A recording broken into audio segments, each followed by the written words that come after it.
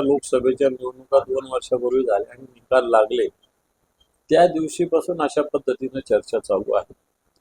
खासदारांनीच या चर्चा निराधार असल्याचं स्पष्टीकरण दिलेलं आहे.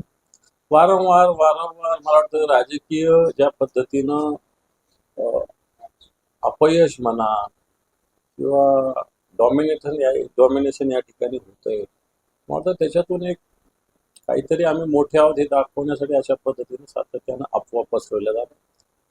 बरं, आमचे काही खासदार सुद्धा बोललेले आहेत आणि शिंदे गटाकडून तशाच पद्धतीनं खुलासे आले की अशा कोणत्याही भेटी झालेल्या नाही.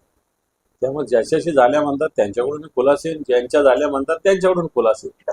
त्यामुळे ह्या बाजारात तुरी असंच म्हणता येईल, याच्यावरती काही म्हणता येईल. एक मिनिट, पण ऍक्सेप्ट कोणी करणार नाही हे तितकंच सत्य आहे ना राजकारणात, तसं झालंही असेल तर.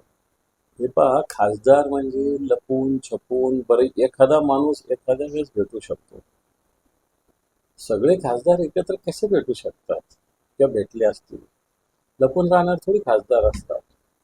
त्याच्यामुळे या गोष्टी एखाद्याने एखाद्याला फोनवर बोललं किंवा एखाद्या चालता चालता हाय हॅलो केलं, हा काय भेटी असतात असा त्याचा अर्थ होऊ शकत नाही. त्याच्यामुळं या अफवा सातत्यानं चालू आहेत आणि पुन्हा एकदा नव्या आज सकाळपासून पुन्हा जोरात चालू आहे.